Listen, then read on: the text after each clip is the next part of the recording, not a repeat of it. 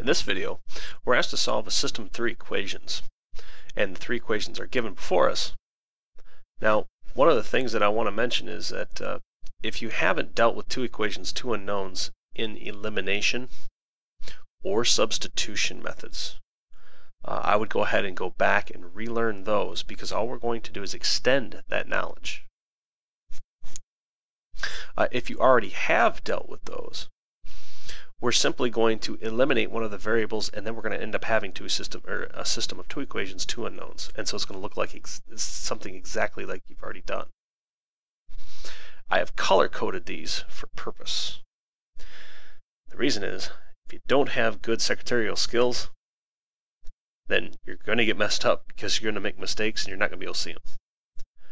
So be very careful when you're working with these. It's really easy to get lost in your own work. I'll try to write neater perhaps than I normally write, but the idea is the same. You want good columns, you want to make sure everything's lined up, and you want to write notes to yourself to tell yourself what you've done to get from one step to the next. I've gone ahead and wrote the steps down, and then over on the side I'm going to be working the problem through. Now this video is going to come in two parts. Part one here, I'm going to get through the first pair. Part two, I'm going to solve the second pair and then the resulting set of equations. Let's go ahead and get started. All right, in the first step here, what I suggest is that you write each equation in standard form. So if you don't have all the variables on one side, you need to solve for all the variables on one side. You're going to have to add and subtract to move them. All right, as we look, we see that all three of our equations have all the variables on one side, the constant on the other. It's in standard form.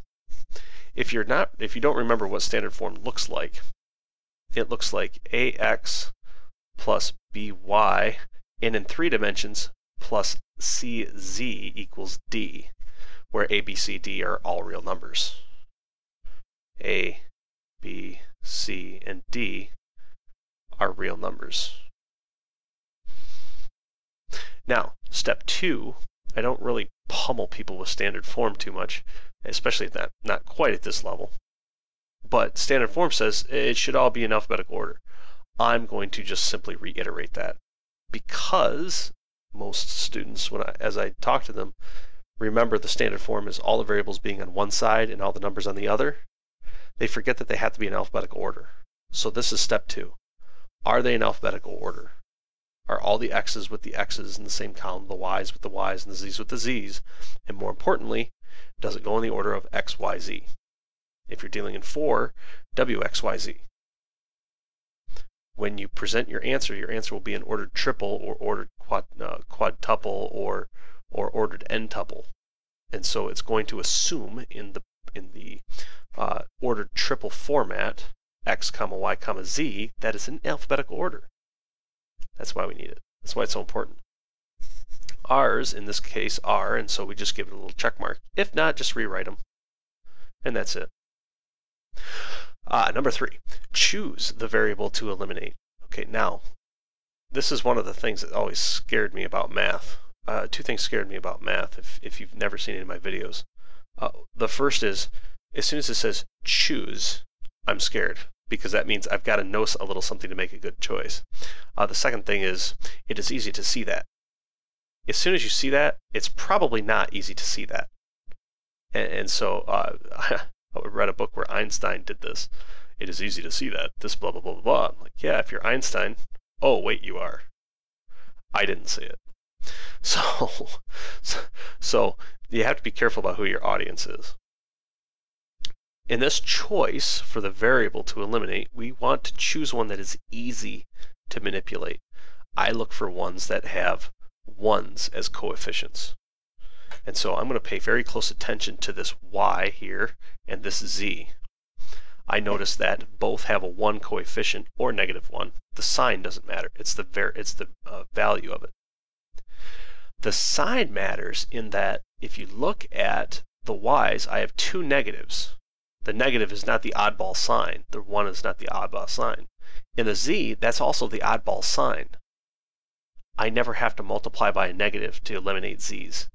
I'm going to choose z to eliminate. it's going to be the easiest. This is experience. You're going to have to do this a couple times. The next thing is to choose the pivot equation. This is kind of chosen for you when you choose the variable. The pivot equation is going to be the one equation that is in both pairs. My pivot equation is going to be this top equation. This is going to be the one that I'm always that I'm using in both sets. So once I do steps 4 and 5, the red equation will be used in both. The first, generating that first new equation of two variables, and then also in the generation of the second equation of two variables. You'll see what I mean. Okay, let's go ahead and get started then. What I'm going to do for step 4 is I'm going to rewrite my pivot, which is 3x plus 4y minus z equals 4. I write a cursive z because otherwise they look like 2's. And then I'm going to choose one of the others. It doesn't matter which one. I'm going to simply go with the blue. So 6x minus 5y plus 6z equals 3. At this time, it says choose a pair of equations, one of which is your pivot, multiply each by an appropriate amount, which is usually different for each equation, so that the coefficient of the variable from step 3 is equal in value but opposite in sign. Remember that we're dealing with two equations.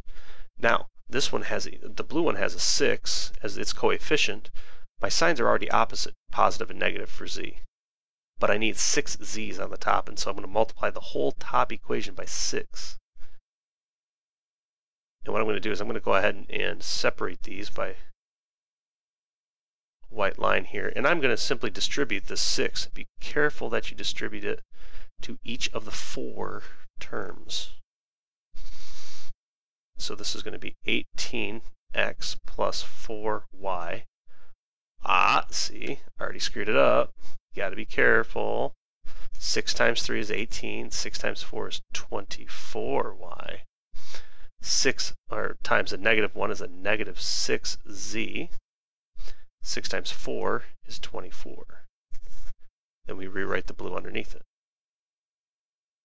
6x minus 5y plus 6z equals 3.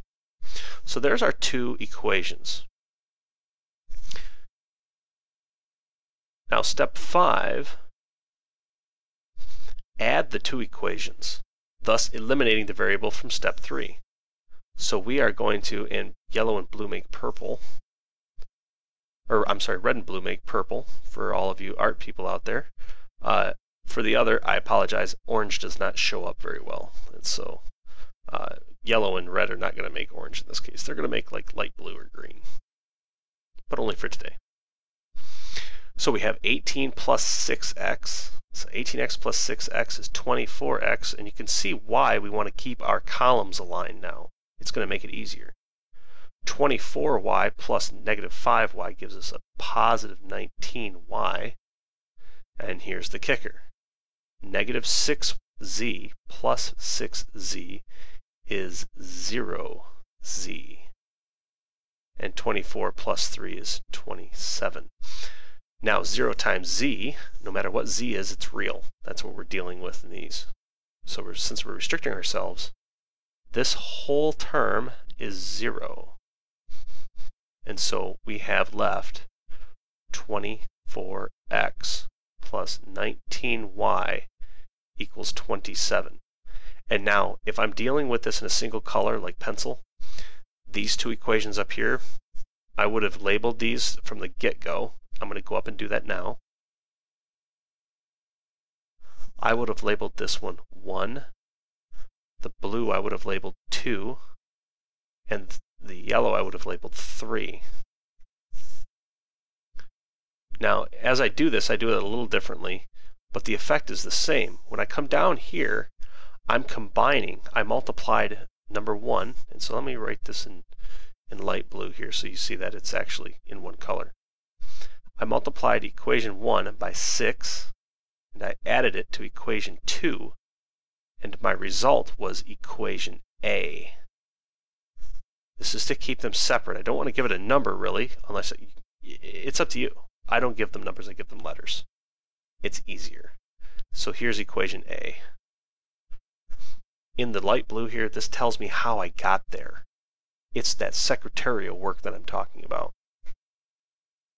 If you're able to keep a lot of mathematics in your head, or at least calculations, this is sufficient enough with the two equations that you don't, if you can distribute and add at the same time, you can just kind of skip this whole piece right here.